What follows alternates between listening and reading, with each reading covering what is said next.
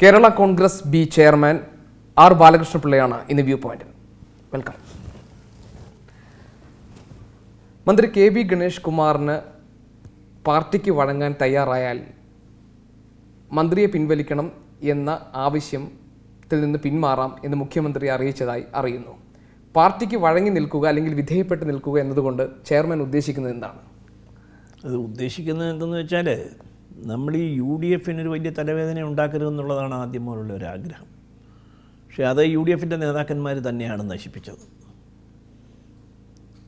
അപ്പോൾ ആ സാഹചര്യത്തിൽ പാർട്ടിക്ക് മന്ത്രിയെ വേണ്ട എന്ന് പാർട്ടി ഒരു തീരുമാനമെടുത്തു.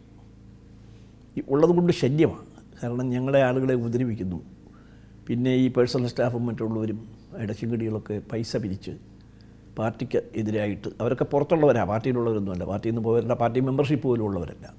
അതൊക്കെ ഈ കാര്യം നടത്താൻ വേണ്ടി വേറെ ആരും ഇല്ലാത്തതുകൊണ്ട് അടുത്തു കൂടിയ കുറേ ആളുകളാണ്. അപ്പോൾ അങ്ങനെയുള്ള ആളുകളൊക്കെ ശല്യം ചെയ്യുന്നു. അതുകൊണ്ട് ഞങ്ങൾക്ക് മന്ത്രിയെ വേണ്ടതാണ് ഞങ്ങളുടെ സംസ്ഥാന കമ്മിറ്റി തീരുമാനിച്ചത്. അങ്ങനെയാണ് മന്ത്രിയെ പിൻവലിക്കാൻ തീരുമാനിച്ചത്. അപ്പോൾ ചില മധ്യസ്ഥകളും കാര്യങ്ങളൊക്കെ പറഞ്ഞപ്പോൾ മേലാൽ അങ്ങനെയല്ല, പാർട്ടിയെ ധിക്കരിച്ച് പോവില്ല, പാർട്ടിക്ക് വിധേയനായി നിൽക്കാം എന്നൊരു ധാരണ വന്നപ്പോൾ പാർട്ടി കമ്മിറ്റി വീണ്ടും കൂടി ഒരു ചാൻസ് കൂടെ കൊടുക്കാം എന്ന് തീരുമാനിച്ചു. അതിൻ്റെ അടിസ്ഥാനത്തിൽ ഇന്നലെ രാത്രി സംസാരിച്ചു. ഞാൻ പഴയ നിലപാട് തന്നെ, പാർട്ടിക്ക് വിധേയനായി നിൽക്കുന്നില്ല എന്ന്, നിൽക്കാമെന്ന് പറഞ്ഞു. അപ്പോൾ നമ്മുടെ സംസ്ഥാന നേതൃത്വം തീരുമാനിച്ചനുസരിച്ച് ഇന്നലെ കാര്യം മുഖ്യമന്ത്രിയായും രമേശുമായും തങ്കച്ചനുമായിട്ടും ചർച്ച ചെയ്തു. ചർച്ച ചെയ്തതിൻ്റെ അടിസ്ഥാനത്തിൽ പാർട്ടിക്ക് വിധേയനായി നിന്നുകൊള്ളാം എന്ന്.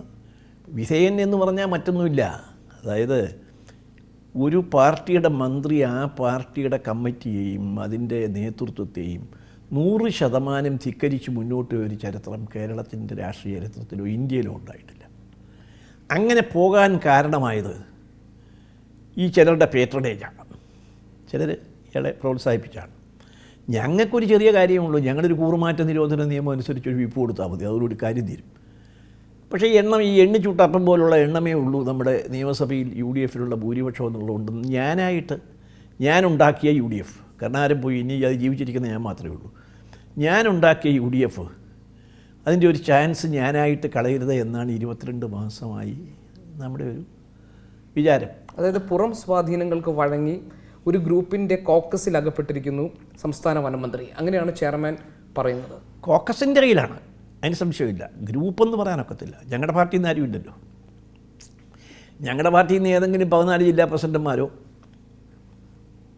ജില്ലയിലുള്ള ഭാരവാഹികളോ അല്ലെങ്കിൽ സംസ്ഥാന ഭാരവാഹികളോ ഒരാൾ പോലും കൂടിയില്ലല്ലോ, ഇന്നുവരെ ഇല്ലല്ലോ. അങ്ങനെ ഉണ്ടെന്ന് അവകാശപ്പെട്ടതില്ലല്ലോ. വേറെ ചില കാര്യങ്ങളൊക്കെയാണ് പറയുന്നത്. അപ്പോൾ അത് ഒരു കാരണവശാലും നമ്മൾ അങ്ങനെ ഒരു സാഹചര്യം UDF-ന് ഉണ്ടാക്കരുത് എന്നുള്ള ഒരു ആഗ്രഹത്തിൻ്റെ ഫലമാണ് ഇത്രയും കാലം ക്ഷമിച്ചത്. പക്ഷേ ക്ഷമിക്കും തോറും ശല്യം വർദ്ധിച്ചു വരിക. കാരണം നമ്മൾ കൊടുത്ത മന്ത്രിസ്ഥാനം ഉപയോഗിച്ച് നമ്മുടെ പാർട്ടിയെ തന്നെ തകർക്കാൻ ശ്രമിക്കുന്ന ഒരു സ്ഥിതിയിലേക്ക് കാര്യങ്ങൾ എത്തിക്കഴിഞ്ഞപ്പോഴാണ് ഈ അളമുട്ടിയാൽ ചേരയും കടിക്കും എന്ന് പറഞ്ഞതുപോലെ UDF ബന്ധവും UDF-ൻ്റെ കാര്യങ്ങളും ഒന്നും അത്ര വലിയ കാര്യമാക്കേണ്ടതില്ലെന്ന് പാർട്ടി ഒരു സമ്മർദ്ദം എന്നിൽ വന്നത്. പാർട്ടിയുടെ സമ്മർദ്ദം എന്ന് പറഞ്ഞാൽ താഴെ ഏറ്റവും പോലുള്ള സമ്മർദ്ദം. അപ്പോഴാണ് ഞങ്ങൾ പിൻവലിക്കാൻ തീരുമാനിച്ചത്, ലെറ്റർ കൊടുത്തത്. ഇന്നലെ ഏതായാലും ഇങ്ങനെ പറഞ്ഞു. ഈ പറഞ്ഞതുകൊണ്ട് ഈ പ്രശ്നം തീർന്നു എന്ന് ഇന്ന് പറയാൻ ഒക്കില്ല. കാര്യം അങ്ങനെ പാർട്ടിക്ക് വിധേയനായി നിൽക്കുമെന്ന് ബോധ്യം വരാതെ കത്ത് പിൻവലിക്കാനോ ഇത് മാറ്റാനോ ഒക്കത്തില്ലല്ലോ. പാർട്ടിയുടെ ഒരു ഡിസിഷനാണല്ലോ. നെല്ലിയാമ്പതി വിഷയത്തിൽ താങ്കൾ ഇടപെട്ടിരുന്നോ? ഇല്ല, ഇതുവരെ ഇടപെട്ടില്ല. പാർട്ടിക്ക് വിധേയനായി നിൽക്കണം എന്ന് ആവശ്യപ്പെടുമ്പോൾ സ്വാഭാവികമായും വനം മന്ത്രിയുടെ പേഴ്സണൽ സ്റ്റാഫിലെ അംഗങ്ങളെ ഒഴിവാക്കണം, ബോർഡ് കോർപ്പറേഷൻ കാര്യങ്ങളിൽ സ്ഥാനങ്ങളുടെ കാര്യത്തിൽ തീരുമാനമുണ്ടാകണം, നിർണായക തീരുമാനങ്ങൾ എടുക്കുമ്പോൾ അത് പാർട്ടി ചെയർമാനുമായി കൂടി ആലോചിച്ച് വേണം. ഇങ്ങനെയുള്ള ആവശ്യങ്ങളാണ്. അല്ല, അങ്ങനെയൊന്നുമല്ല. ഇപ്പോൾ ഈ പാർട്ടിയുടെ പേഴ്സണൽ സ്റ്റാഫിലെ എല്ലാ പാർട്ടിയും പാർട്ടിയിൽ നിന്നാണ് വയ്ക്കുന്നത്. എല്ലാ പാർട്ടിയും ഞങ്ങളൊക്കെ അങ്ങനെയാണ് ചെയ്യുന്നത്. പക്ഷേ ഇത്തവണ പാർട്ടിയായിട്ട് ആലോചിച്ചിട്ടില്ല. പാർട്ടിയിൽ നിന്ന് വെച്ചിട്ടില്ലെന്ന് മാത്രമല്ല, പാർട്ടിയുടെ ശത്രുക്കളും ഐക്യജനാധിപത്യ മുന്നണിക്കെതിരായിട്ടുള്ളവരെയും പേഴ്സണൽ സ്റ്റാഫ് വെച്ചിട്ടുണ്ട്. ഒന്ന്, അത് ശരിയാണോ എന്ന് ചോദിച്ചാൽ ജനാധിപത്യമാണെന്നൊക്കെ പറയാൻ നമുക്ക്, ശരിയല്ല. ഞങ്ങളാരും അറിഞ്ഞിട്ടില്ല പേഴ്സണൽ സ്റ്റാഫിനെ എടുത്തു വന്നു. അറിയണമെന്ന് തന്നെ നിർബന്ധമൊന്നുമില്ല. പക്ഷേ ചില മാറ്റങ്ങൾ പേഴ്സണൽ സ്റ്റാഫിൽ വരുത്തേണ്ടി വരും. അത് പാർട്ടിക്ക് വിധേയനാകുമ്പോൾ മാറ്റങ്ങൾ വരുത്തേണ്ടി വരും. അതെങ്ങനെയാണ് എവിടെയൊക്കെയാണെന്ന് അഴിമതി കാണിച്ച പേഴ്സണൽ സ്റ്റാഫുണ്ട്, എനിക്ക് ബോധ്യമുള്ള പേഴ്സണൽ സ്റ്റാഫുണ്ട്, അവരെ വെച്ചുകൊണ്ടിരിക്കാൻ പറ്റത്തില്ല. അപ്പോൾ ഇങ്ങനെയെല്ലാം ഗണേഷ് കുമാർ പെരുമാറുമ്പോൾ ഒന്നെങ്കിൽ ഗണേഷ് കുമാർ അച്ഛനെതിരെ പ്രവർത്തിക്കുന്നു, അതല്ലെങ്കിൽ ഈ പാർട്ടിയെ പിടിച്ചടക്കാൻ ഗണേഷ് കുമാർ ശ്രമിക്കുന്നു. അതൊന്നും നടക്കുന്ന കാര്യമല്ലല്ലോ, അതിനുള്ള ഒരു കാര്യമൊന്നുമില്ലല്ലോ. അതങ്ങനെ അച്ഛനെതിരെ എന്നുള്ളതല്ല, അതിനകത്ത് ഒരു ഒരു ഒരു പ്രധാന കാര്യമെന്ന് പറയുന്നത് ഈ എണ്ണം കുറവായതുകൊണ്ട്, ഈ നമ്പർ ഗെയിമാണ്. എണ്ണം കുറവായതുകൊണ്ട് ആവശ്യമില്ലാതെ പാർട്ടിക്കെതിരായി അധികാരത്തിലുള്ള ഉന്നതന്മാർ പലരും ഇയാളെ കൈവശം വെച്ചു. മാത്രമല്ല അവരുടെ കാര്യങ്ങൾ നടക്കാൻ അവരുടെ ഒരു പാർട്ടിയുടെ മന്ത്രിയെപ്പോലാണ് കഴിഞ്ഞ കാലത്ത് പെരുമാറിയത്. അതിനൊക്കെ തെളിവുകൾ വെച്ചായി പറയുന്നത് പെരുമാറിയത്. അപ്പോൾ അതൊരു സൗകര്യമല്ലേ, വേറൊരു കക്ഷിയുടെ മന്ത്രി എൻ്റെ പാർട്ടിയിലെ ആളുകൾക്ക് വേണ്ടിയോ എനിക്ക് വേണ്ടി നിൽക്കുന്നു പറയുന്നത് നല്ലൊരു കാര്യമല്ലേ. വനം വകുപ്പ് മന്ത്രിസ്ഥാനം ഏറ്റെടുത്ത ശേഷം വനം വകുപ്പ് ഒരു കാര്യത്തിലും പാർട്ടിയുമായി കൂടിയാലോചന നടത്തിയിട്ടില്ല. അല്ല, പാർട്ടിയുമായിട്ട് ഒരു കാര്യത്തിലൊന്നും അല്ല, ഒന്നും ആലോചിച്ചിട്ടില്ലല്ലോ. വനം വകുപ്പിനെ പറ്റി മാത്രമല്ലോ, സ്പോർട്സ് വകുപ്പിലെ ആളുകളെ നിയമിച്ചു, ഞാൻ അറിഞ്ഞിട്ടില്ല. കമ്മിറ്റി എടുത്തു, സിനിമയുടെ 3-4 കമ്മിറ്റികളുണ്ട്, എടുത്തു. സർക്കസ് അക്കാഡമി പോലുള്ള സ്ഥാപനങ്ങളുണ്ട്, അവിടെ ആളുകളെ എടുത്തു. അതുപോലെ വനം വന്യമൃഗജീവി സംരക്ഷണം എന്ന് പറഞ്ഞൊരു ബോർഡോ കമ്മിറ്റിയോ ഉണ്ട്, അതിനകത്ത് ആളിനെ എടുത്തു. നമ്മൾ അറിഞ്ഞിട്ടില്ല. ഞങ്ങൾക്ക് വനം വകുപ്പിൽ അലോട്ട് ചെയ്ത, കേരള കോൺഗ്രസ്സിന് UDFൽ നിന്ന് അലോട്ട് ചെയ്ത സ്ഥാനങ്ങൾ പോലും ഞങ്ങൾ എഴുതി കൊടുത്തിട്ട് തന്നിട്ടില്ല. ഇപ്പോൾ വനം വികസന വകുപ്പ് കോർപ്പറേഷനിൽ ഞങ്ങൾക്ക് 2 സ്ഥാനങ്ങൾ തന്നു, ഞങ്ങൾക്ക് കുറേ മെമ്പർഷിപ്പ് തന്ന കൂട്ടത്തിൽ ഞങ്ങൾ എഴുതി കൊടുത്തിട്ട് എടുത്തില്ല. സാധാരണ നിലയിൽ ഇത്തരത്തിലുള്ള അച്ചടക്ക ലംഘനം ധാരാളം മതി പാർട്ടിയിൽ നിന്ന് പുറത്താക്കാൻ. കൂറുമാറ്റ നിരോധന നിയമം അനുസരിച്ചിട്ട് നിലപാട് ഇത്രയും ക്ഷമിച്ചിരുന്നത് ഒരു പിതാവെന്ന നിലയിലുള്ള വാത്സല്യം കൊണ്ടാണോ, അതോ പാർട്ടിക്കകത്തുനിന്ന് ഒരു എതിരഭിപ്രായം ഉണ്ടോ? അല്ല, പാർട്ടിയുടെ എതിരഭിപ്രായമല്ല. പാർട്ടി ഒറ്റക്കെട്ടായിട്ട് എന്നേ കളയണമെന്ന്, പക്ഷേ കളയാനൊക്കത്തില്ല. കൂറുമാറ്റ നിരോധന നിയമം അനുസരിച്ചേ പ്രവർത്തിക്കാനൊക്കെ. കളയുക എന്ന് പറഞ്ഞാൽ പിന്നെ സർവതന്ത്ര സ്വതന്ത്രത. നമ്മൾ പുറത്താക്കിയാൽ സർവതന്ത്ര സ്വതന്ത്രത, പുറത്താക്കിയാൽ ഇത് ബാധത്തില്ല. ആൻറ്റി ഡിഫെക്ഷൻ ലോസ് ഒന്നും ബാധകമാണ്. എത്രയോ കാലമായി ശ്രീ ആർ ബാലകൃഷ്ണപിള്ള പറയുന്നു, ഞങ്ങളുടെ മന്ത്രി ഞങ്ങൾ പറയുന്നത് അനുസരിച്ച് പ്രവർത്തിക്കുന്നില്ല, ഞങ്ങൾക്ക് വിരുദ്ധമായി എത്രയോ നിരവധി തവണ ഒരു നടപടി ഉണ്ടായില്ല. അതിന്റെ അർത്ഥം UDF ഗണേഷ് കുമാറിനെ സംരക്ഷിക്കുകയായിരുന്നു എന്നല്ല. UDFലെ പലരും സംരക്ഷിക്കായിരുന്നു, അതിന് സംശയമൊന്നുമില്ല. അതിനാർക്കാ സംശയം? ഞാൻ പലപ്പോഴും പറഞ്ഞിട്ടുണ്ട്. അതായത് ഞാൻ എൻ്റെ ജീവിതത്തിൽ തോറ്റിട്ടില്ല, പരീക്ഷയ്ക്ക് തോറ്റിട്ടില്ല, പിന്നെ രാഷ്ട്രീയത്തിൽ തോറ്റിട്ടില്ല. പക്ഷേ കഴിഞ്ഞ 22 മാസം ഞാൻ തോറ്റു കൊടുത്തു. എൻ്റെ മകൻ്റെ മുമ്പിലല്ല, എൻ്റെ പാർട്ടി മന്ത്രിയുടെ മുമ്പിൽ. എന്തിനു വേണ്ടി എന്ന് ചോദിച്ചാൽ മന്ത്രിസ്ഥാനത്തിന് വേണ്ടിയല്ല, യാതൊരു സ്ഥാനവും വേണ്ട, സ്ഥാനമില്ല. ഒരു സ്ഥലം മാറ്റം പോലും ചോദിച്ചിട്ടില്ല, ആരോടും ചോദിച്ചിട്ടില്ല. ഈ മന്ത്രിയോട് മാത്രമല്ല, ഈ 20 മന്ത്രിമാരിൽ ആരോടും ചോദിച്ചിട്ടില്ല. അത് കഴിഞ്ഞാൽ ഞാൻ ഈ ശുപാർശ ചെയ്യുന്ന ആളല്ല. പിന്നെ ഞാൻ എന്തിനു തോറ്റു എന്ന് ചോദിച്ചാൽ UDFന് വേണ്ടി തോറ്റു. ഞാൻ ഉണ്ടാക്കിയ UDFന് വേണ്ടി കഴിയുന്നിടത്തോളം തോക്കാവുന്നിടത്ത്. പക്ഷേ തോക്കാൻ എന്നെ വഞ്ചിച്ചത് സംശയമൊന്നുമില്ല. വാക്കുകൾ പരിഗണിക്കാതിരുന്നല്ലോ, എനിക്ക് യാതൊരു സംശയമില്ലല്ലോ അക്കാര്യത്തിൽ. ആർക്കാ സംശയം? എന്നിട്ട് പിന്നീട് PC ജോർജ് എന്ന് പറയുന്ന ഒരു വ്യക്തിയുടെ ആരോപണങ്ങളും ആക്ഷേപങ്ങളും ഗണേഷ് കുമാറിന് എൻ്റെ കുടുംബത്തിലെ പ്രശ്നങ്ങളും വേണ്ടി വന്നു, ആർ ബാലകൃഷ്ണപിള്ളയുടെ ശബ്ദത്തിന് UDF എന്ന് പറയാനൊക്കില്ല. ഞങ്ങളൊരു ഡിസിഷൻ എടുത്തിരുന്നു. അതായത് ഇത് വളരെ പെട്ടെന്ന് ആകസ്മികമായിട്ട് വന്ന കാര്യമാണ്, അതല്ല പ്രശ്നം. ഞങ്ങളൊരു തീരുമാനം എടുത്തിരുന്നു. അതായത് ഈ മാസം, അടുത്ത മാസം 2-ാം തീയതി കൂടുന്ന, ഔപചാരികമായിട്ട് കത്ത് കൊടുത്തല്ലോ, ഇതുവരെ കൊടുത്തില്ലല്ലോ. അടുത്ത മാസം 2-ാം തീയതി കൂടുന്ന യോഗത്തിൽ വെച്ച് ഈ ഞങ്ങളുടെ മന്ത്രിയെ ഞങ്ങൾക്ക് വേണ്ടെന്ന് പറഞ്ഞ ആളെ മന്ത്രിസഭയിൽ നിന്ന് പുറത്താക്കിയില്ലെങ്കിൽ കൂറുമാറ്റ നിരോധന നിയമം അനുസരിച്ച് ഈ നിയമസഭാ സെഷനിൽ തന്നെ നടപടിയെടുക്കണം എന്ന് പാർട്ടി തീരുമാനിച്ചിരുന്നു. അതുകൊണ്ടായിരിക്കണം, അതവർക്കറിയാവുന്നതുകൊണ്ടായിരിക്കണം ഇത് തീർക്കണം എന്ന് അബ്ദുൽ പണ്ഡിറ്റ് തീരുമാനിച്ചത്. നേരത്തേക്ക് ഒരു തമാശയായിരുന്നു, ഹാസ്യമായിട്ടാണ് ഇത് കൈകാര്യം ചെയ്തത് പല ആളുകൾ. ഷിബു ബേബി ജോൺ ഈ പ്രശ്നത്തിൽ ഇടപെട്ടു? ഷിബു ബേബി ജോൺ ഇതിനകത്ത് ഇടപെട്ടിട്ടില്ല. ഷിബു ജോൺ മറ്റേ കാര്യത്തിലാണ് ഇടപെട്ട്, വീട്ടുകാര്യത്തിലാണ് ഇടപെട്ട്. രാത്രി കൊണ്ട് ഷിബു ബേബി ജോൺ അവനെ എൻ്റെ അടുത്ത് വിളിച്ചുകൊണ്ട് വന്നു എന്നുള്ളൂ. പക്ഷേ ഒരു രാഷ്ട്രീയവും സംസാരിച്ചിട്ടില്ല. സത്യമാണോ? ഇതുവരെ സംസാരിച്ചു. സത്യം, ഞാൻ സത്യമേ പറയൂ. കള്ളം തല പോയാലും കള്ളം പറയാത്ത ആളാണ് ഞാൻ. കള്ളം ചെയ്യുകയില്ല, കള്ളം പറയുകയില്ല. ഉമ്മൻചാണ്ടി പറഞ്ഞതിൻ്റെ പേരിൽ ഇടപെട്ട് കഴിഞ്ഞപ്പോൾ അതിലൊരു സൊല്യൂഷൻ ഉണ്ടായത് രാഷ്ട്രീയ പ്രതിസന്ധിക്കാണ്.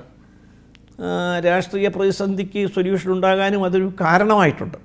ഇപ്പോൾ പാർട്ടിക്ക് വിധേയനായി നിൽക്കാം എന്ന് ഗണേഷ് കുമാർ പറയുന്നു. പാർട്ടി യോഗങ്ങളിൽ പങ്കെടുക്കാം, പാർട്ടി ചെയർമാനുമായി കാര്യങ്ങൾ കൂടിയാലോചിക്കാം എന്നെല്ലാം ഗണേഷ് കുമാർ പറയുമ്പോൾ ഇപ്പോൾ അദ്ദേഹം അകപ്പെട്ടിട്ടുള്ള, അതായത് മന്ത്രി കസേര പോലും നഷ്ടപ്പെടാൻ സാധ്യതയുണ്ടായിരുന്ന ഒരു ദുരവസ്ഥയിൽ പിതാവിൻ്റെ ഭാഗത്തു നിന്നും സഹായമുണ്ടായി. ആ ഒരു ഘട്ടത്തിൽ എടുത്ത നയപരമായ ഒരു തീരുമാനം അല്ലെങ്കിൽ തന്ത്രപരമായ ഒരു തീരുമാനമായി കാണുന്നുണ്ടോ? അതോ ഗണേശൻ പാർട്ടിക്ക് വിധേയനായിരിക്കുമെന്ന് 100% ഉറപ്പുണ്ടോ? ഇല്ല, 100% ഉറക്കണമെങ്കിൽ ഇച്ചിലൂടെ കഴിയണം. ഇപ്പം നമ്മൾ ഈ സംസാരിക്കുന്ന സമയത്ത് അങ്ങനെ പറയാനൊക്കത്തില്ല. കാരണം ഇയാളെ എനിക്ക് ശരിക്കും അറിയാവുന്നതുകൊണ്ടാണ് ഞാനീ പറയുന്നത്. അങ്ങനെ വിശ്വസിക്കുന്നു, അങ്ങനെ ചെയ്യുമെന്ന് പറഞ്ഞിട്ടുണ്ട്.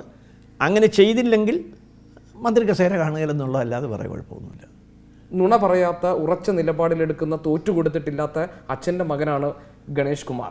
ആ ഗണേഷ് കുമാറിൻ്റെ ഭാഗത്ത് ഇത്തരം വീഴ്ചകൾ ഉണ്ടാകുമ്പോൾ അത് ഒരു രാഷ്ട്രീയ അനുഭവ പരിചയക്കുറവ് എന്നാണ് താങ്കൾ മനസ്സിലാക്കുന്നത്? അതെ അതെ, അത് തന്നെ. രാഷ്ട്രീയ അനുഭവമുള്ള ഒരാൾ സ്വന്തം പാർട്ടി ഏടി വെച്ച് കയറ്റിവിട്ട സ്ഥലത്തിരുന്നുകൊണ്ട് പാർട്ടിയെ ഭത്സിക്കുകയോ നശിപ്പിക്കാൻ ശ്രമിക്കുകയും ചെയ്യുന്നത് രാഷ്ട്രീയ അനുഭവമുള്ളവർ ഒരിക്കലും ചെയ്യില്ല. ഒരിക്കലും ചെയ്യില്ല. ആർക്കും ചെയ്യാൻ ഒക്കില്ല. എൻ്റെ പാർട്ടി എന്ന് പറഞ്ഞത് വലിയ പാർട്ടിയൊന്നുമല്ല, ചെറിയ പാർട്ടിയാണ്. എല്ലായിടത്തും കുറച്ച് ആളൊക്കെ ഉണ്ട്. പക്ഷേ അവരെ വിട്ട് എനിക്ക് മകനാണെന്ന് പറഞ്ഞ് വാത്സല്യമായിട്ട് നിൽക്കാൻ ഒക്കുമോ? അവരെ ആക്ഷേപിക്കപ്പെടുമ്പോൾ, അവരെ അവമാനിക്കപ്പെടുമ്പോൾ, അവർ രംഗത്ത് അവമാനിക്കപ്പെടുമ്പോൾ അവരെ വിട്ട് എനിക്ക് നിൽക്കാൻ പറ്റുമോ? അതാണ് എൻ്റെ രാഷ്ട്രീയം. എൻ്റെ മകനേക്കാൾ രാഷ്ട്രീയത്തിൽ എൻ്റെ കടമയും ചുമതലയും എന്നോടൊപ്പം വർഷങ്ങളായി നിൽക്കുന്ന തലമുറകളോടൊപ്പം. അതാണ് എൻ്റെ ഒരു വീക്ഷണം. അതാണ് ആ വീക്ഷണം ശരിയാണെന്നോ തെറ്റാണോ എന്നുള്ളത് കാലം തെളിയിക്കും. ചീഫ് വിപ്പ് PC ജോർജ് അതിര് വിട്ടു തുടങ്ങി, ഇനി നിയന്ത്രിച്ചേ പറ്റൂ എന്ന് ഘടകകക്ഷികൾ ആവശ്യപ്പെടുന്നു. JSS കത്ത് നൽകിക്കഴിഞ്ഞു. PC ജോർജിന്റെ നാക്ക് മുറിച്ച് കളയണം, ഇങ്ങനെയാണ് പോകുന്നതെങ്കിൽ. അതല്ല, JSS പറയുന്നൊന്നും മുഴുവൻ അംഗീകരിക്കാനൊക്കെ. തന്നെ ഗണേശൻ്റെ കാര്യം വന്നപ്പോൾ ഗൗരിയമ്മ ഞങ്ങളാണ് തീരുമാനിക്കേണ്ടത്. ഗൗരിയമ്മ ഒരിക്കലും പറഞ്ഞ് ശരിയായില്ല. ഗൗരിയമ്മ പറഞ്ഞില്ലേ ഗണേശൻ ഇപ്പോൾ രാജിവെക്കേണ്ട ആവശ്യമില്ലെന്ന്. അവർക്കത് പറയാൻ കാര്യമില്ല. ഞങ്ങളുടെ മന്ത്രി രാജിവെക്കണോ വേണ്ട എന്ന്. ഗൗരിയമ്മയുടെ എല്ലാ ബഹുമാനവും സ്നേഹവും ഞാൻ PC ജോർജ് ഉപയോഗിച്ച വാക്കുകളൊന്നും ഉപയോഗിക്കില്ല. ഗൗരിയമ്മ അനവസരത്തിൽ പറയും. അത് പറഞ്ഞത് പത്രങ്ങളിലൊക്കെ വന്നതാണ്. എന്നെ വളരെ വേദനിപ്പിച്ച. ഗൗരിയമ്മ അത് പറയാൻ പാടില്ല. പിന്നെ ജോർജ് പറഞ്ഞത് തെറ്റാണ്. ഗൗരിയമ്മയെ പറ്റി ഈ ഭാഷ ഉപയോഗിച്ചതും ഗൗരിയമ്മയെ പറ്റി എനിക്ക് മാത്രമല്ല, എനിക്ക് വളരെ സ്നേഹം, രാഷ്ട്രീയത്തിൽ എനിക്ക് ഏറ്റവും കൂടുതൽ സ്നേഹമുള്ളത് PT ചാക്കോയാണ്. അത് കഴിഞ്ഞാൽ എനിക്ക് സ്നേഹമുള്ളവരിൽ മുൻപിൽ നിൽക്കുന്ന ആളാണ് TV തോമസ്. TV തോമസിനെ പറ്റി ഇത് പറഞ്ഞതിൽ എനിക്ക് കഠിനമായി. പക്ഷേ ജോർജ് പറഞ്ഞല്ല, ജോർജിനെ കൊണ്ട് പറയിച്ചതാണ്. പാർട്ടിക്കെതിരെ പ്രവർത്തിച്ചിട്ടും ഗണേഷ് കുമാറിനെ പിൻവലിക്കുന്ന കാര്യത്തിൽ ഒരുപാട് വട്ടം ആലോചിച്ചത് ഞാൻ പറഞ്ഞല്ലോ, UDF-നെ മുൻനിർത്തിയാണ്, UDF-നെ മുന്നിൽ കണ്ടത്. പക്ഷേ ആ UDF-ന്റെ പ്രതിച്ഛായയെക്കുറിച്ച് ഒട്ടും ബോധ്യമില്ലാതെ, അല്ലെങ്കിൽ ആ ബോധം മനസ്സിൽ കരുതാതെയല്ലേ PC ജോർജിന്റെ പല പ്രസ്താവനകളും വരുന്നത്? അങ്ങനെയാണ് ഘടകകക്ഷികളും മന്ത്രിസഭയിലെ അംഗങ്ങൾ പോലും പറയുന്നത്. അതൊക്കെ അവരോട് ചോദിക്കണം, എനിക്കറിയില്ല. ഞാനെങ്ങനെ PC ജോർജ് ഒരു വെറുക്കപ്പെട്ടവനാണെന്നുള്ള അഭിപ്രായമൊന്നും എനിക്കില്ല. ജോർജിൻ്റെ അഭിപ്രായങ്ങൾ പലതിനോടും എനിക്ക് യോജിപ്പില്ല, ഒട്ടേറെ കാര്യങ്ങളോട് യോജിപ്പില്ല. പക്ഷേ ജോർജ് ഒരു വെറുക്കപ്പെട്ടവനാണെന്നുള്ള അഭിപ്രായം എനിക്കില്ല. അത് അങ്ങനെ ആർക്കെങ്കിലും അഭിപ്രായം ഉണ്ടെങ്കിൽ ആ അഭിപ്രായം ഞാൻ പങ്കുവെക്കണമെന്നില്ല. എനിക്കങ്ങനെ അഭിപ്രായമില്ല. ജോർജിനെ നിയന്ത്രിക്കണമെന്ന അഭിപ്രായം ജോർജ് സ്വയം കുറച്ചൊന്ന് നിയന്ത്രിക്കുന്ന നന്നായിരിക്കും. ജോർജിനെ നിയന്ത്രിക്കാൻ പറ്റില്ല. ഗണേഷ് വരയ്ക്ക് പുറത്തേക്ക് പോയപ്പോൾ നിയന്ത്രിക്കണമെന്ന് പാർട്ടി ചെയർമാനെ അങ്ങ് ആവശ്യപ്പെട്ടു. പക്ഷേ കേരള കോൺഗ്രസ് മാണി വിഭാഗത്തിൽ നിന്നുകൊണ്ട് PC ജോർജ് UDF-ന്റെ പ്രതിച്ഛായയ്ക്ക് കളങ്കപ്പെടുത്തുന്ന രീതിയിൽ പ്രസ്താവന എന്ന് മറ്റുള്ളവർ പറയുന്നത് കോട്ടാണ് ഞാൻ പറയുന്നത്. അങ്ങനെ പ്രവർത്തിച്ചപ്പോൾ പോലും KM മാണി ഇടപെട്ടത് വളരെ വൈകിയാണ്. ഒരു പാർട്ടിയുടെ ഉത്തരവാദിത്തപ്പെട്ട നേതാവ് നേരത്തെ ഇടപെട്ട് തടയുകയോ നിയന്ത്രിക്കുകയോ ഏറ്റവും കുറഞ്ഞത് അദ്ദേഹത്തെ വിളിച്ച് സംസാരിച്ച് ഒരു തീരുമാനം ഉണ്ടാക്കുകയോ ചെയ്യേണ്ടതായിരുന്നില്ലേ ഈ വിഷയം? അതൊക്കെ അവരുടെ ആഭ്യന്തര കാര്യം. ഒരു പൊളിറ്റിക്കൽ പാർട്ടിയുടെ പൊളിറ്റിക്കൽ പാർട്ടിയുടെ ഒരു ആഭ്യന്തര കാര്യത്തിൽ മുന്നണി മര്യാദ എങ്ങനെ പാലിക്കണമെന്ന് അവർ തീരുമാനിക്കണം. നമ്മളവരെ ഉപദേശിക്കാൻ പറ്റില്ല. അവരെല്ലാം എൻ്റെ ജൂനിയേഴ്സാണ് രാഷ്ട്രീയത്തിൽ. ഉപദേശം എന്നല്ലേ, ഞാൻ താങ്കളുടെ ഒരു അഭിപ്രായം അഭിപ്രായം ഈ ഒരു മുന്നണി സംവിധാനത്തിൽ നീതി ചെയ്താൽ മാത്രം പോരാ, നീതി ചെയ്യുന്നുവെന്നും മറ്റുള്ളവരെ ബോധ്യപ്പെടുത്താൻ, എൻ്റെ കാര്യത്തിൽ അതാണ് ഇല്ലാതെ പോയത്. ബോധ്യപ്പെടുത്താനും കൂടെ ഞങ്ങൾ നീതിയാണ് ചെയ്യുന്നത്. ഗണേഷ് കുമാറിനെ, പാർട്ടിക്കെതിരായി 22 മാസമായി പ്രവർത്തിക്കുന്ന ഗണേഷ് കുമാറിനെ പ്രോത്സാഹിപ്പിച്ചത് ധാർമ്മികതയാണോ? അധാർമികമല്ലേ? അപ്പോൾ ഈ മുന്നണിക്കകത്ത് നടന്ന അധാർമികമായ കാര്യമല്ലേ? ആരൊക്കെയാണ് പ്രോത്സാഹിപ്പിച്ചത്? അതൊക്കെ എല്ലാവർക്കും അറിയാമല്ലോ. ആരൊക്കെയാണ് പ്രോത്സാഹിപ്പിക്കുന്ന, ആർക്കറിഞ്ഞിടാതെ. ഞാൻ പ്രത്യേകിച്ച് എല്ലാം തീരാൻ പോകുന്നല്ലോ പറയുന്നത്. എന്നാലും അത് എല്ലാവരും അതിൻ്റെ ഉന്നത പ്രോത്സാഹിപ്പിക്കാൻ അവകാശമുണ്ട്. ഇപ്പോൾ റോഡിൽ ഇരിക്കുന്നവർ പ്രോത്സാഹിപ്പിച്ചാൽ നോക്കൂ. മന്ത്രിസഭയിൽ എന്തോ ചെയ്താലും തുടരാം എന്ന് വിശ്വാസം കൊടുത്ത ആരാന്നുള്ളത് എല്ലാവർക്കും അറിയൂടെ. ലോകത്ത് എല്ലാവർക്കും അറിയാവുന്ന കാര്യമല്ലേ. റോഡിൽ ഇരിക്കുന്ന ആൾക്ക് പറ്റുമോ? ചീഫ് സെക്രട്ടറിക്ക് പറ്റുമോ? അയാളാണല്ലോ ഏറ്റവും വലിയ ഉദ്യോഗസ്ഥൻ. അല്ലെങ്കിൽ DGPക്ക് പറ്റുമോ? പറ്റുമല്ല. ഏത് പാർട്ടിയെ ധിക്കരിച്ചാലും എന്ത് അനാവശ്യം കാണിച്ചാലും മന്ത്രിസഭയിൽ നിന്ന് മാറ്റുകയില്ല എന്ന് അയാൾക്ക് എവിടുന്നെങ്കിലും ഉറപ്പ് കിട്ടി കാണും. അതുകൊണ്ടായിരിക്കും. കോൺഗ്രസ് എന്തിനാണ് ഇത്രയും ബന്ധപ്പെട്ട് പാർട്ടിയുടെ താല്പര്യത്തിന് വിരുദ്ധമായി മന്ത്രി ഗണേഷ് കുമാറിനെ? അല്ല, അതിന് വേറെ രസങ്ങളുണ്ട്. കോൺഗ്രസിനെ അധികാരത്തിൽ ഒരു കാര്യം നമ്മൾ മറക്കരുത്. ഇവിടെ ജാതി മതം സമുദായം എല്ലാവർക്കും ഉണ്ട്. ജാതി മതമൊക്കെ എല്ലാ പാർട്ടിക്കും ഉണ്ട്. വിപ്ലവകാരികളെന്ന് പറയുന്നവർക്കും ഉണ്ട്. NSSനെ പോലും ധിക്കരിച്ചുകൊണ്ടല്ലേ ഈ കാര്യത്തിൽ അവർ. വേറെ കാര്യം നിങ്ങൾക്കറിയാമോ? ഗണേശൻ്റെ ഇത്തവണത്തെ പോക്ക് ശരിയല്ലെന്നറിയാവുന്നതുകൊണ്ട് ഞാൻ ഗണേശനെ മന്ത്രിയാക്കണ്ടെന്ന് തീരുമാനിച്ചതാണ്. പക്ഷേ ഉമ്മൻചാണ്ടിയും രമേശ് ചെന്നിത്തല ഉൾപ്പെടെയുള്ള ആളുകൾ NSSൻ്റെ ജനറൽ സെക്രട്ടറി സുകുമാരൻ നായരിൽ വൻപിച്ച പ്രഷർ ചെലുത്തിയാണ് അന്ന് സുകുമാരൻ നായരെ എന്നോട് നിർബന്ധിച്ചാണ് ഗണേശൻ മന്ത്രിയാകുന്നത്. ആ സുകുമാരൻ നായരുടെ മുഖത്ത് നോക്കി എനിക്കാരുടെയും മധ്യസ്ഥത ആവശ്യമില്ലെന്ന് പറയുന്ന സാഹചര്യം വരെ ഉണ്ടായി. ആ സുകുമാരൻ നായർ ഇത് പരിഹരിക്കണമെന്ന് ഒരു 2 മാസം കഴിഞ്ഞപ്പം ഒരു പറയുന്നു. ചെയ്തില്ലല്ലോ. NSSമായിട്ടുള്ള അകൽച്ചയുടെ ആരംഭം കുറിക്കുന്ന ഈ സംഭവങ്ങളാണ്. സാധാരണ എല്ലാ പിതാക്കളും അച്ഛന്മാരും അവരുടെ മക്കൾ മന്ത്രിയാകണം എന്നാണ് ആഗ്രഹിക്കുക. എനിക്കത് ദോഷമാണെന്ന് എനിക്കറിയാമായിരുന്നു. നിങ്ങൾ ഈ ചോദിച്ചതിൻ്റെ അങ്ങനെ എല്ലാവരും അങ്ങനെ ആഗ്രഹിക്കുന്നത്. ഞാനും അങ്ങനെ ആഗ്രഹിച്ചാണല്ലോ. ആദ്യം MLA ആയ ദിവസം തന്നെ മന്ത്രിയാക്കിയല്ലോ. ഞാനുള്ള നിയമസഭയിൽ മന്ത്രിയാക്കിയല്ലോ. അങ്ങനെയുള്ള ആൾ എങ്ങനെ ചെയ്യുമെന്ന് ഞാൻ അന്ന് തന്നെ മനസ്സിലാക്കി. അപ്പോൾ ഇത്തവണ ഞാനും കൂടി ഇല്ല വരുന്ന ഒരു സാഹചര്യത്തിൽ ഈ പാർട്ടിക്ക് ഗുണമല്ല ദോഷമാണ് ഉണ്ടാകുന്നതെന്ന് എനിക്കറിയാവുന്നതുകൊണ്ടാണ് ഞാൻ വേണ്ടെന്ന് വെച്ചത്. എനിക്ക് ഈ മന്ത്രി ഉണ്ടാക്കുന്ന ശല്യത്തേക്കാൾ നല്ലത് മന്ത്രി ഇല്ലാതിരിക്കുന്നതായിരുന്നു എന്നാണ് ഇപ്പോഴും ഞാൻ വിശ്വസിക്കുന്നത്. ഞങ്ങൾക്ക് ദോഷമാണ്. അവിടെ ഇരുന്നുകൊണ്ട് ശിങ്കിടികൾ കാശുണ്ടാക്കി ഞങ്ങളുടെ ആളുകളെ ഉപദ്രവിക്കുക, ശല്യം ചെയ്യുക. പിന്നെ വ്യാപകമായി അവന്മാർ ഗണേശൻ കാശൊന്നും മേടിക്കുമെന്ന് എനിക്ക് തോന്നുന്നില്ല, കാരണം എനിക്ക് തെളിവൊന്നുമില്ല. പക്ഷേ മറ്റുള്ളവരൊക്കെ പൈസ മേടിച്ചിട്ടുണ്ട്. പേഴ്സണൽ സ്റ്റാഫ് ഇരിക്കുന്നവർ പൈസ മേടിച്ചിട്ടുണ്ട്, തെളിവുണ്ട്. വ്യക്തിതലത്തിൽ ഒരു ആക്രമണം ഉണ്ടാവുകയും രാഷ്ട്രീയ ഭാവി തന്നെ ഇല്ലാതാകുകയും ചെയ്യുന്ന ഒരു സാഹചര്യത്തിലാണ് ഗണേഷ് കുമാർ ഇപ്പോൾ ഒരു ട്രൂസിന് തയ്യാറാകുന്നത് പാർട്ടിയുമായി. അതല്ല, മന്ത്രിയുടെ കസേരയിൽ ഇരിക്കണമെങ്കിൽ ട്രൂസ് ഉണ്ടാക്കി വെക്കത്തുള്ളൂ. ഒത്തുതീർപ്പുണ്ടാക്കി മര്യാദയ്ക്ക് പോയി വെക്കത്തുള്ളൂ മന്ത്രിയുടെ കസേരയിൽ ഇരിക്കണമെങ്കിൽ. അങ്ങനെ ഉണ്ടാകും. അല്ലെങ്കിൽ ഞങ്ങൾ MLA പോലും അല്ലാതാക്കുന്ന വേല ഞങ്ങളുടെ ഇരിപ്പുണ്ട്. അത് പ്രയോഗിക്കും. അവസാനം ഈ അസ്ത്രമുണ്ടല്ലോ, പാശുപതാസ്ത്രം, ബ്രഹ്മാസ്ത്രം എന്നാണ് നമ്മൾ പറയുന്നത്. അതിനേക്കാൾ ഇച്ചുകൂടെ കൂടുതല. അത് പ്രയോഗിക്കേണ്ടി വരും. പ്രയോഗിക്കുമെന്നറിയാം. ഉമ്മൻചാണ്ടിക്കും എല്ലാവർക്കും അറിയാം. PC ജോർജും മന്ത്രി ഗണേഷ് കുമാറും തമ്മിലുണ്ടായിട്ടുള്ള വാക്കേറ്റം, അവർ തമ്മിൽ വലിയ ഗുലാമാരായിരുന്നു. ഈ മന്ത്രിസഭ അധികാരത്തിൽ വന്നപ്പോൾ ജോർജ് എന്നോട് പലപ്പോഴും വന്ന് ഗണേശനെ സംരക്ഷിക്കാനും ഗണേശനെ എങ്ങനെയെങ്കിലും യോജിപ്പിക്കണം, ഗണേശനെ നമുക്ക് വേണ്ടതാണ് എന്ന് പറഞ്ഞ് ഗണേശന് വേണ്ടി അതിശക്തമായി വാദിച്ചിരുന്ന ആളാണ് PC ജോർജ്. ജോർജിന്റെ താല്പര്യങ്ങൾക്ക് വിരുദ്ധമായി മന്ത്രി പ്രവർത്തിക്കുന്നു എന്ന് തോന്നി. ജോർജിന് എന്തോ ആ താല്പര്യം? അതിനകത്ത് ജോർജിന് അങ്ങനെ വലിയൊരു താല്പര്യം. പറഞ്ഞ് ജോർജിനെ ഒരു വരി വെടക്കാക്കി തനിച്ചാക്കുക. അല്ല, ജോർജ് ആകപ്പാടെ പറയുന്നത് ഈ വനവുമായിട്ടുള്ള ജോർജ് പറയുന്നത് നിലവിൽ കൈവശമിരിക്കുന്ന ആളുകൾക്ക് ഇത് പതിച്ചു കൊടുക്കണമെന്നാണ്. പക്ഷേ 977 മുമ്പുള്ളവർക്ക് പോലും പതിച്ചു കൊടുക്കാൻ മന്ത്രിയും മന്ത്രിയുടെ കൂടെ ചേർന്ന ചില MLAമാരും സമ്മതിക്കുന്നില്ലെന്നുള്ളതാണ് എൻ്റെ കേസ്. അത് UDFൻ്റെ തീരുമാനങ്ങൾക്ക് വിരുദ്ധമാണ്. കോടതി കിടക്കുന്ന കേസുകൾക്ക് വിരുദ്ധമാണ്. പാർട്ടിക്ക് വിരുദ്ധമായി പ്രവർത്തിച്ചപ്പോൾ കേരള കോൺഗ്രസ് B എടുത്ത പോലെ ഒരു ശക്തമായ നിലപാട് കേരള കോൺഗ്രസ് മാണി വിഭാഗം എടുത്തില്ല എന്ന് തോന്നുന്നു PC ജോർജിൻ്റെ കാര്യത്തിൽ. ഞാൻ ആ വിഷയത്തിലേക്ക് ഒന്നുകൂടി വരികയാണ്. കാരണം ഫ്രാൻസിസ് ജോർജ് വളരെ സ്ട്രോങ് ആയ ഭാഷയിലാണ് PC ജോർജിനെതിരെ സംസാരിച്ചത്. ഫ്രാൻസിസ് ജോർജ് താങ്കൾക്ക് വളരെ നന്നായി അറിയാം, PJ ജോസഫിൻ്റെ മനസാക്ഷി സൂക്ഷിപ്പുകാരിൽ ഒരാളാണ്. അദ്ദേഹം പറയുമ്പോൾ സ്വാഭാവികമായും അതിന് പിന്നിൽ ജോസഫിൻ്റെ അഭിപ്രായമുണ്ടെന്ന് നമ്മൾ മനസ്സിലാക്കണം. മാണി വിഭാഗത്തിനുള്ളിൽ ഒരു എതിർ ശബ്ദമായി ജോസഫ് വിഭാഗം വരുന്നുണ്ടോ? ഇതെല്ലാം എൻ്റെ പിൻഗാമികളായവരൊക്കെ. അതുകൊണ്ട് എനിക്കതിനെപ്പറ്റി ഒന്നും പറയാനില്ല. ഒരു കാര്യം ഞാൻ പറയാം, ഈ പോക്ക് പോയാൽ ഒരു കേരള കോൺഗ്രസ് കൂടെ വളരെ താമസിയാതെ കേരളത്തിലുണ്ടാകും. ആ കേരള കോൺഗ്രസ് അത് ഏതാണെന്ന് എനിക്കറിഞ്ഞൂടാ. ചില കേരള കോൺഗ്രസ്സുകൾ അപ്രത്യക്ഷമായെന്ന് വരും, ചില കേരള കോൺഗ്രസ്സുകളൂടെ ഉണ്ടായെന്നും വരും. ആ സ്പ്ലിറ്റായി വരാൻ പോകുന്ന കേരള കോൺഗ്രസ്, അല്ലെങ്കിൽ ഇനി ഉണ്ടാകാൻ പോകുന്ന പുതിയ കേരള കോൺഗ്രസ്, ഉണ്ടാകാൻ പോകുന്ന ഏതെങ്കിലും ഒരു കേരള കോൺഗ്രസ് ഉണ്ടാകും. അവർക്ക് ഒരു ഇടത് ചായ്വായിരിക്കും ഉണ്ടാവുക. അത് സൗകര്യം അനുസരിച്ചൊക്കെ. ഇവിടെ ഇടതും വലുതും ആരാ? എല്ലാം ഒന്നും തന്നെ. ഇവിടെ ഇടതും വലുതും പോളിസിയിൽ എന്താ വ്യത്യാസം? ഈ ഐക്യജനാധിപത്യ മുന്നണിയുടെ പോളിസി അത് നടപ്പാക്കുന്ന രീതിയിൽ കുറേ വ്യത്യാസം കാണും. ഐക്യജനാധിപത്യ മുന്നണിയുടെ പോളിസിയും ഇടതുപക്ഷത്തിൻ്റെ പോളിസിയും കേരളത്തിൽ എന്താ വ്യത്യാസം? ഒരു വ്യത്യാസവും ഇല്ല. UDFൻ്റെ കെട്ടുറപ്പ് ഭദ്രമാണോ ശ്രീ ബാലകൃഷ്ണപിള്ള? അല്ല, അതൊന്നും ആലോചിക്കേണ്ട കാര്യമൊന്നുമില്ല. പെട്ടെന്ന് മറുപടി പറയാവുന്ന കാര്യം. ഭദ്രമല്ല. ആരാണ് അതിന് ഉത്തരവാദി? ഉത്തരവാദി UDFൻ്റെ നേതൃത്വം ഇത് ഒന്നിച്ചു കൊണ്ടുപോകാൻ. ഇപ്പം തന്നെ ഈ കെട്ടുറപ്പിന് ഭംഗം തുടങ്ങുന്നത് തന്നെ ഞങ്ങളുടെ ഇഷ്യൂവിലാണല്ലോ ആദ്യം തുടങ്ങുന്നത്. ആ ഇഷ്യൂ ഉണ്ടാക്കരുതായിരുന്നു. മുഖ്യമന്ത്രിക്ക് ആദ്യം തന്നെ മന്ത്രിയോട് പാർട്ടിക്ക് വിധേയനായി നിന്നില്ലെങ്കിൽ മന്ത്രിസഭയെ തുടരാൻ, അപ്പോൾ എന്ന് പറഞ്ഞ് രാജിവെക്കും, ഒരു എണ്ണം കുറയുമെന്ന്. കുറഞ്ഞാൽ നമുക്ക് ഉപതെരഞ്ഞെടുപ്പ് ജയിച്ചു വരാം. എൻ്റെ അവിടെ ഒരു വിഷമമില്ല, ജയിച്ചു വരാം. അങ്ങനെ തന്നെ ഇടം കാണിച്ചിരുന്നെങ്കിൽ പിന്നീട് ഈ കുഴപ്പങ്ങൾ ഉണ്ടാകില്ലായിരുന്നു. ആദ്യം തന്നെ പാർട്ടി തള്ളിക്കളയുകയും പാർട്ടിയെ തള്ളിപ്പറയുകയും പാർട്ടിക്കെതിരായ നിലപാടെടുക്കുകയും പ്രസ്താവന നടത്തുകയും പാരലൽ കമ്മിറ്റികൾ സംഘടിപ്പിക്കാൻ ശ്രമിച്ച് പരാജയപ്പെടുകയും ചെയ്ത മന്ത്രിയെ മുന്നോട്ട് കൊണ്ടുപോകാൻ തീരുമാനിച്ചപ്പോൾ തന്നെ ഇതിൻ്റെ കെട്ടറപ്പ് അങ്ങനെയാണെങ്കിൽ ഈ പ്രശ്നം പരിഹരിക്കപ്പെടുന്നതോടുകൂടി UDF വീണ്ടും കുറച്ചുകൂടെ കെട്ടറപ്പ് വരും. മുഴുവൻ വരുമെന്ന് പറയാം. അപ്പോൾ വേറെ പുതിയ പ്രശ്നങ്ങൾ വരും. വേറെ പുതിയ പ്രശ്നങ്ങൾ നിലവിലുണ്ട്. എവിടെ? അത് പലയിടത്തും ഉണ്ട്. വേറെ പുതിയ പ്രശ്നങ്ങളുണ്ട്. നിലനിൽപ്പിന് ഭീഷണി. ഇപ്പം തന്നെ ഇത് തന്നെ PC ജോർജിൻ്റെ പ്രശ്നം തന്നെ ആവശ്യമില്ലാത്ത കാര്യങ്ങളിലേക്ക് കിടക്കുകയല്ലേ. ഇപ്പോൾ പിന്നെ PC ജോർജിനെ മാറ്റണമെന്ന് കത്ത് കൊടുത്തു.